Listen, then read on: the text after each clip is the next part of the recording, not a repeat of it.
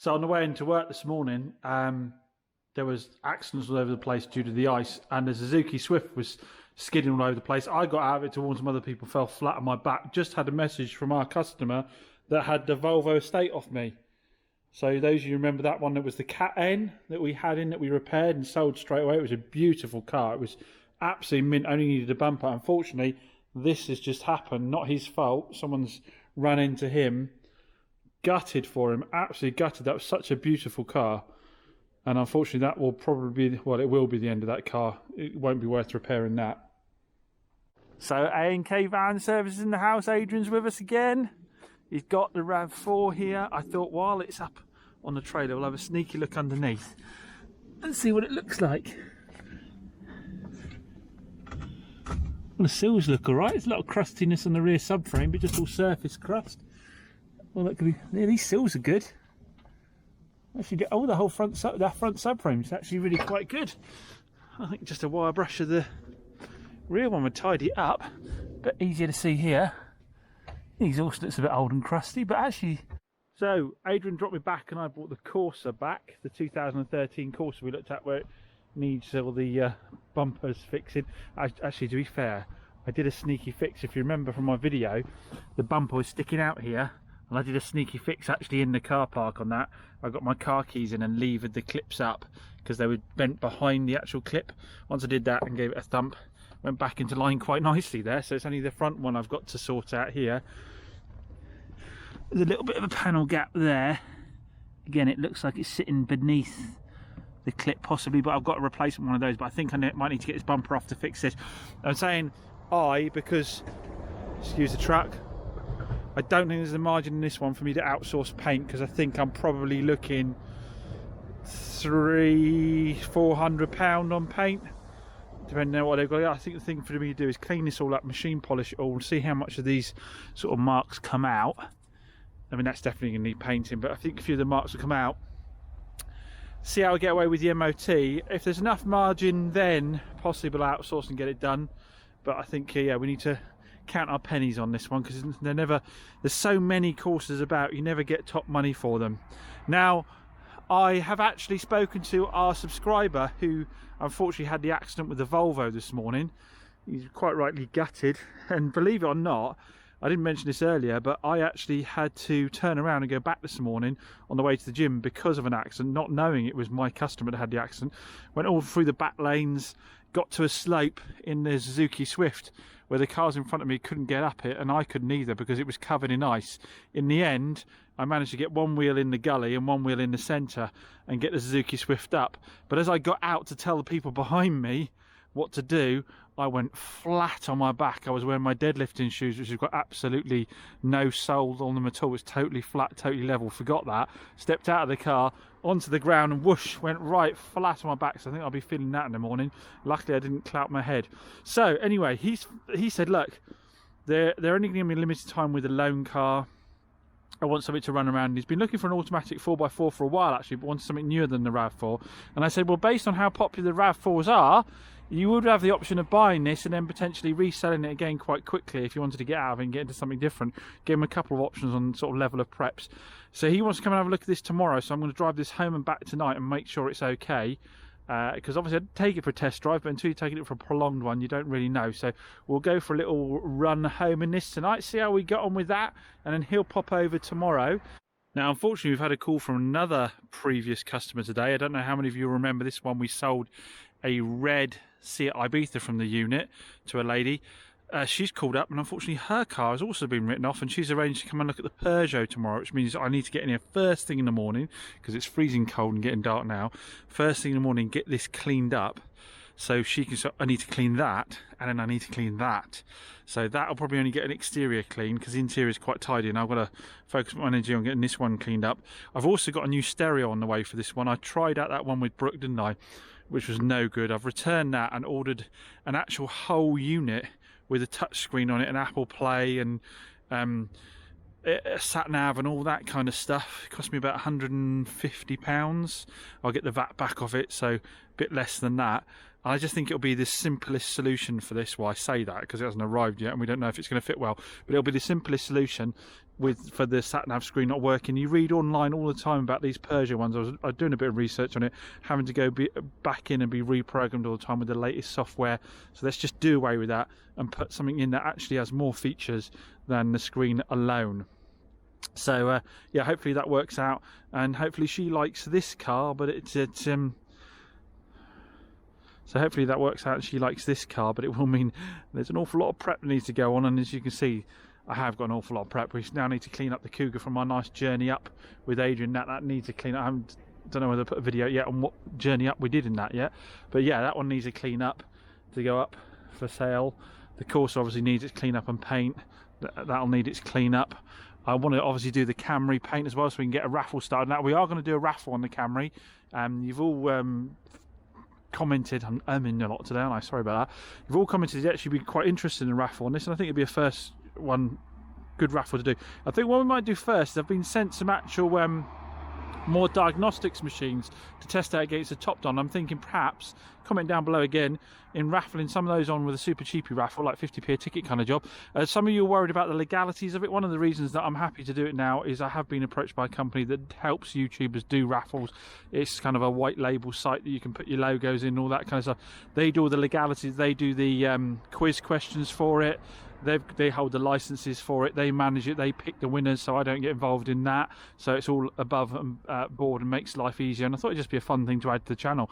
Hopefully some of you will be interested in that. But we will definitely raffle the Camry, but only once I've got it all prepped up. So we might do a trial run on some freebie products, maybe a Top Don jump pack, the diagnostics machine that I've got in that we're going to do a little review on as well, give you a few options. Let me know below, would you rather just have it as one big bundle, or would you have like 3 prizes so that there's more, you know, I do a diagnostic machines and a jump pack and something else like a battery tester or something like that, or do we make those 3 prizes? Give me your feedback. We need to get the Jag down, get the fuel leak sorted out on that. We need to get a gearbox in the Chevy. We need to go and get the water pump changed out on the SsangYong.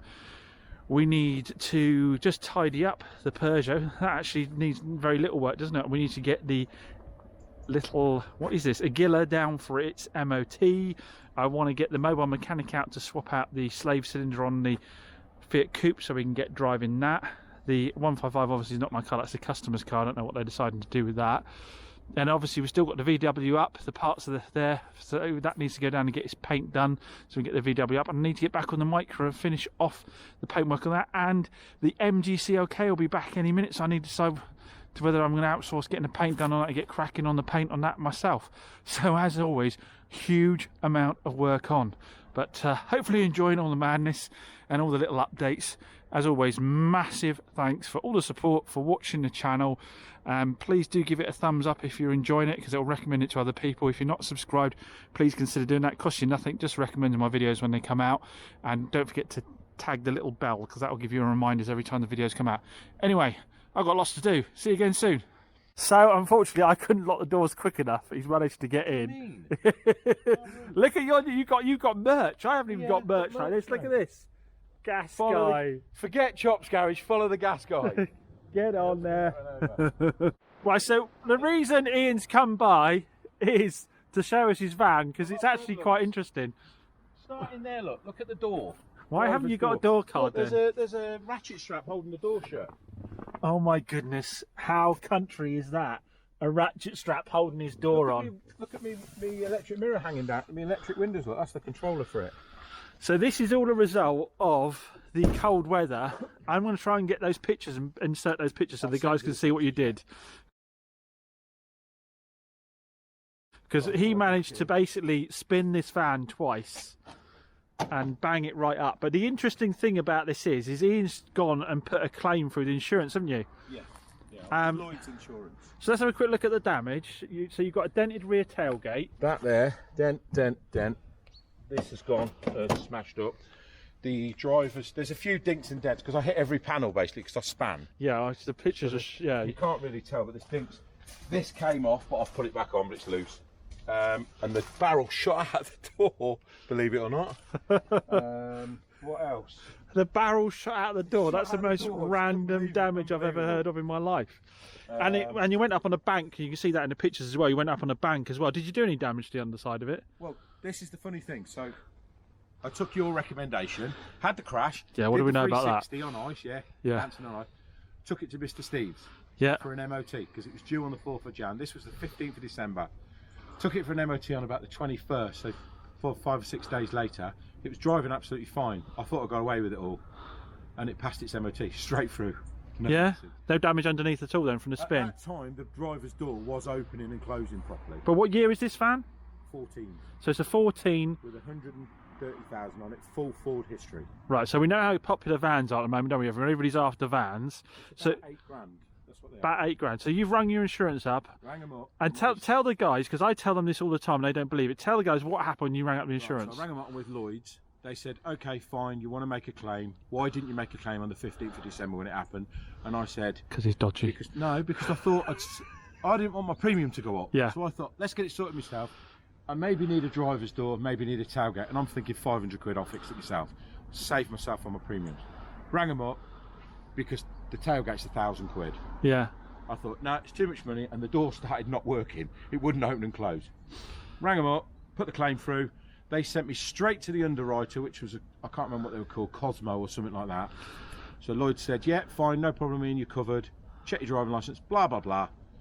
Cosmo sent me this text message to my phone with a link on it, and with the link, you have to go round, click the box, take a picture, take a picture. So stop it. They didn't come out to look at the car. No, they're not coming. They're not coming to look They're at the not car. coming. So we've Could said be this, haven't we? anybody's van. So we've been saying in a lot of the videos that a lot of the write-offs recently, seriously, you shouldn't be too worried about them because this is the process happening, not even coming out and Not looking even at them. coming. So basically, I take a picture of each quarter, any dents, I put a few comments, take a picture of the chassis number, like bumper hanging up, everything, picture of the door barrel dropped out, click go, sign it, send it to them. The loss adjuster, that's straight to the loss adjuster's laptop. He will take 5 days to look over it and he will come back and say whether it's a write-off or not. At the moment, they believe it's a third of the value of the van repair. They're going to write it off, which I thought it was. I thought it was near a half. So they're saying to Ian that basically if the repair adds up to a third of the value of the van, they're simply not going to do the work. They're going to write it off. Can't write it off. It's my pride and joy because it's my work. So they're not coming out and they're only doing it on a third. They must have worked out that it is actually working out cheaper for them not to have people running around the country taking photographs and paying all those expenses. It's better to I even want to see the gas guy. What's wrong with them? I know. So this van is a good runner and driver, works absolutely fine. It's probably worth about 8k. All it's got is a couple of little dings. It's got a ding in that rear tailgate, and it's got a ding in the, just small little dings, and that door lock, and they're potentially going to write off. So if you were then offered this van when it was repaired, and someone said to you, "Oh, it's a write-off," you'd be like, "Oh my god, I don't want to buy a written-off vehicle." But this is the madness of it, isn't it? I'm going to buy it back. So if they say to me, I would, yeah. He said, how much do you value? This is the funny thing. The insurance man, not the loss adjuster, because I haven't even spoke to them, said, how much do you value it at? And I said, well, I paid 9,995 quid for it 2 years ago. Yeah. So I value it at 8 grand. And I looked online, 2014, 130,000, full Ford history, about 8 grand. And a lot of them are plus VAT, so that makes it even more. Anyhow, around 7-8 grand. He said, what do you value it? I said, it's got to be 7.5 to 8 grand. Straight away, it was alarm bells because I'm thinking they're going to write this off. Yeah. So if he says to me, we're writing it off, it's 8,000 quid, I'll give him 2 grand for the van, and I'll spend £1,000 getting it fixed. But the mad thing about it for me is that if this van was 2 years old, let's say, and you stove that into a brick wall and bent those front chassis legs, they would repair that and it would never go on the register. But if they write that off now due to that dinged rear boot lid, the one dink that they said was the main one, where the post went in, is on the sill there. And this, I think, is the reason why, James. because they're classing that as structural. But as we can see, the van is absolutely fine. So in those two scenarios, your one goes on the register for a little ding like that, but the guy who does the front ending and bent the chassis legs doesn't go on the register. That's the mental thing for me about this whole situation. Anyway, so Ian is in trouble, so go along and join and go and subscribe to his channel, The Gas Guy. Help him to get to, you're just off 1,000 subscribers, aren't you? 793. When he gets to 1,000 subscribers, he gets monetized, and then he can pay for his van to be fixed. I could pay for some beans in the cupboard. So yeah, do me a big favour, go along, Give Ian a follow on the Gas Guy.